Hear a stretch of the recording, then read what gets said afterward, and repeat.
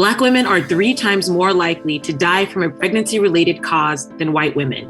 Today, I'll talk to a birthing doula and mother of 6 who has made it her mission to eliminate inequalities in maternal health. I'm Brittany Jones-Cooper, and this is Unmuted. Today, I'm joined by Chanel Porchia-Albert, the founder of Ancient Song Doula Services. You're a doula, but you're also a mother of 6. So can you take me back to your very first pregnancy and what that experience was like for you? Coming from a place where I lost my mom when I was 14 years old, I didn't have anyone to really ask questions. I had happened upon a natural birth expo in Union Square. I found a Black midwife and a doula there. And the first words that came out of my mouth was, I didn't even know Black midwives still existed. Everything I had seen was from a historical perspective. Black midwives had always centered Black birthing people and their experiences in being enslaved on plantations, really supporting families. I didn't know that we still did this, and she was like, oh no, we're still here. Full spectrum doulas are doulas who will support someone through the prenatal period, through birth, postpartum. And it was everything I could have imagined. She really centered myself, my partner, gave us a space to be able to openly think about how we wanted to create a family. What does that look like? Cultural dynamics, also understanding the things that we bring with us into a birthing experience. It was something that forever changed my life and my career path as well. So you changed your career path to become a doula. You founded Ancient Song Doula Services in 2008. What was that journey like?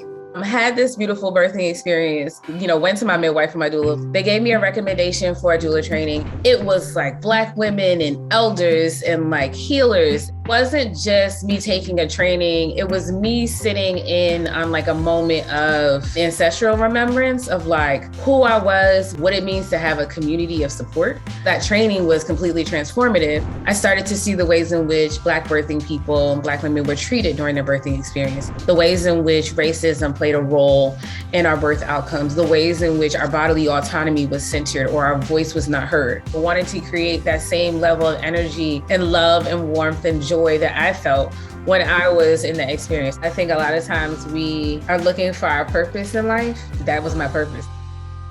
It seems like Black women are inundated with these horrible statistics about Black maternal mortality.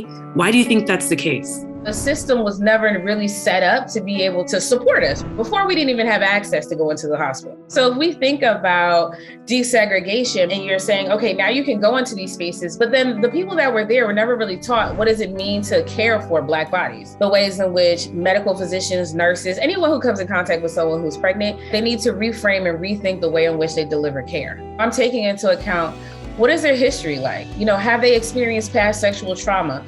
Do they have something going on with substance usage?